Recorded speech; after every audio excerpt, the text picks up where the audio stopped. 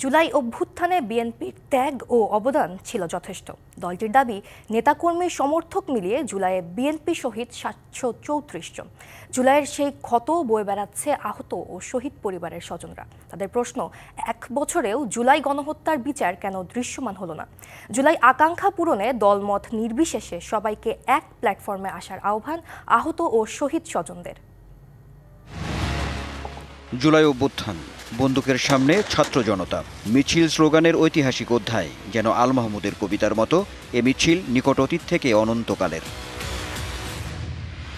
যে আন্দোলনে ব্যাপক অংশগ্রহণ ছিল বিএনপিরও, দলটির তথ্য অনুযায়ী বিএনপির নেতাকর্মী সমর্থক শহীদ হন ৪২৩ জন, আর ছাত্রদল যুবদল সহ অঙ্গ সংগঠন মিলিয়ে সেই সংখ্যা ৭৩৪।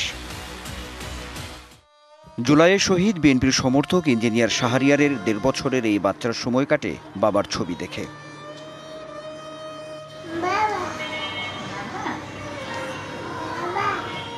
বাবার এই স্থির ছবি যদি শুনতে পেত এই ডাক, হয়তো ডুকরে। অ্যাকনন সোপ, দেশের নাম্বার 1 হালাল অ্যান্টিব্যাকটেরিয়াল সোপ, ন্যাচারাল ব্যাকটেরিয়ালাইসিসের সুরক্ষায় ফ্রেশ ও অ্যাক্টিভ সব সময়।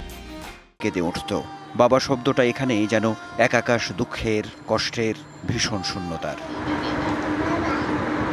মায়ের চোখেও জলে ভেজা জুলাইয়ের রক্তক্ষরণ, বুকে অনিশ্চিত জীবনের দীর্ঘশ্বাস।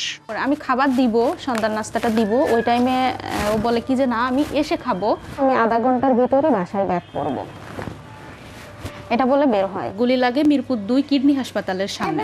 ওই সময়টা যে কেমন হচ্ছিল এটা আসলে ব্যাখ্যা করে বোঝানোর মতো না। তখন আমার একটাই মনে হচ্ছিল যে ও বাঁচবে না, আমি এখন তাহলে এই ছেলে নিয়ে কিভাবে লাইফ পার করব। এখন আমার তো আর সুখের সংসার ফেরত আসবে না, আমার বাচ্চার মুখের বাবা ডাকা তো আর ফেরত আসবে না, কিন্তু বিচারটা যদি হয়। বিএনপি সমর্থক জুলাই আহত তরুণ নাদিমের এই উদাস চাহনির ক্যানভাসে শুধুই ফেলে আসা স্মৃতি। যে জুলাই কেড়ে নিয়েছে তার খেলাধুলা আর দুরন্তপনা। গুলিবিদ্ধ, ব্যথাকাতর পায়ের ভার আর বহন করতে পারছেন না নাদিম। নিজের চাওয়া পাওয়ার আর কিছুই নেই এই তরুণের।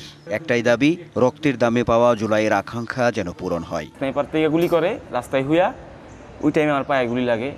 আমাদের মনে করেন দাবি ছিল একটাই যৌক্তিক দাবি, যে স্বৈরাচারের পতন হোক, দেশটা সুন্দর হোক। এখনও তো ঠিক আছে, দেশ ওরকম হয় নাই, যেরকম আমরা চাইছিলাম ওরকম হয় নাই। জনগণকে ঠিক আছে এরকম না ঠগায়া জনগণের স্বার্থে ঠিক আছে সরকার কাজ করুক, এটুকুই চাওয়া। সমাজ থেকে বৈষম্য দূর করতে শোষণ নিপীড়ন বন্ধে জুলাই চেতনা বহমান থাকবে প্রতি ক্ষেত্রে, এমন প্রত্যাশা আহত ও শহীদ পরিবারের স্বজনদের। Anwar Hossain, DBC news, Dhaka.